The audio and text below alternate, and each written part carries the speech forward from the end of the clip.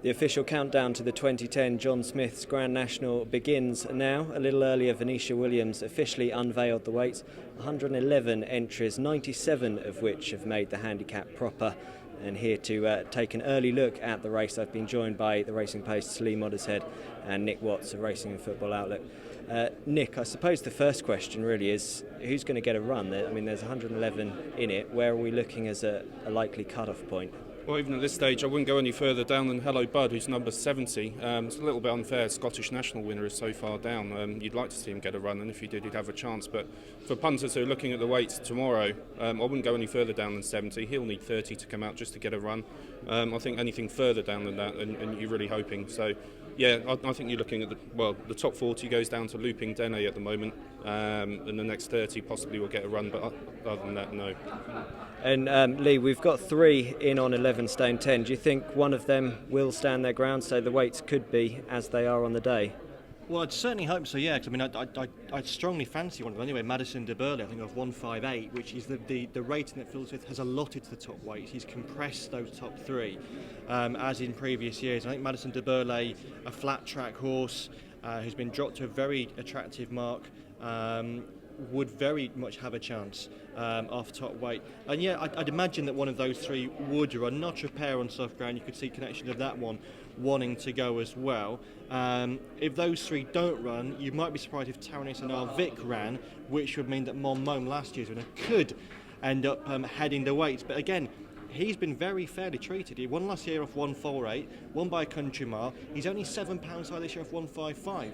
So the possibility of a back-to-back winner is real. It'll certainly be a lot shorter price this time around. What about the 2 market leaders at the moment? Niche Market, Tricky Trickster, both 11 stone 4. Fair weight, do you think? I think so, yeah. I mean, we saw at Newbury last weekend. I think both are perfect national types. Tricky Trickster, you take his age into account, he's a 7-year-old, and no 7-year-old has won since 1940.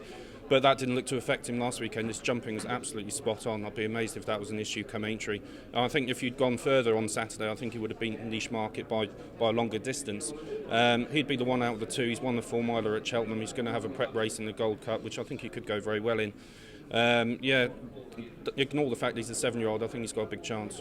And just of those towards the head of the weights, anything sort of particularly catching your eye at this stage? There's loads. We're like kids in a sweet shop here. You look at the weights and there's ones popping out all over the place. I mean, just to run down them quickly, you give a chance to Casey Jones, I think, off 11 stone 3. He is well fancied for a Hennessy. Got pulled out on the eve of the race. Haven't seen him for a while, but that's no bad thing because he goes well fresh. Others from the Irish Challenge, Ballyholland, Galway Plate winner last year, won over hurdles recently.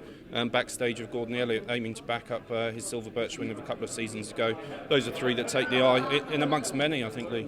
And for Lee, what for you? Well, again, there are so many you could fancy. I think the connections of War of Attrition, a former Gold Cup winner, will be more than happy that he's running off 149, 11 stone 1. You've got horses like Comply or Die, a winner of the race in the past. He's been dropped £1 from last year, 154 to 153.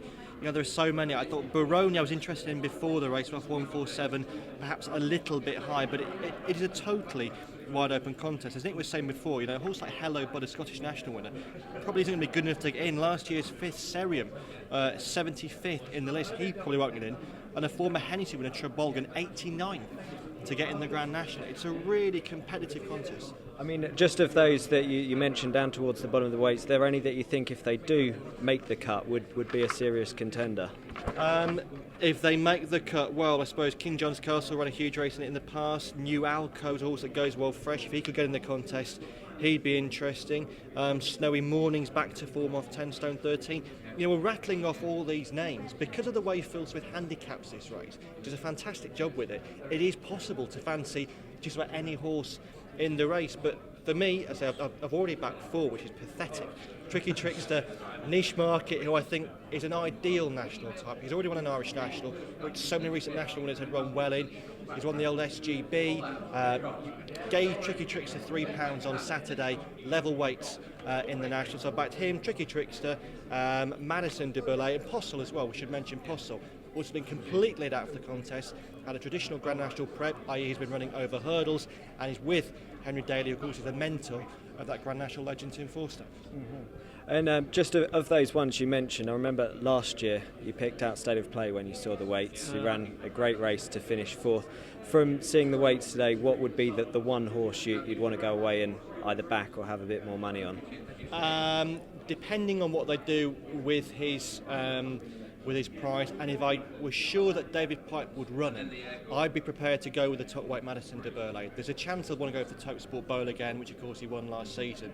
But I think off 158 with the cheek pieces on, he would be seriously interesting. And Nick, for you, what would the selection be? I'd consider Ballyholland definitely a good winner of the Galway Plate last season. He's been laid out for this. Won over hurdles, I think over 2.5 miles last time, showed a lot of speed. But he also stays very well too. He's a real sort of spring summer horse. He goes well on top of the ground, or decent ground at least. And I think he could be interesting. He could be one for money.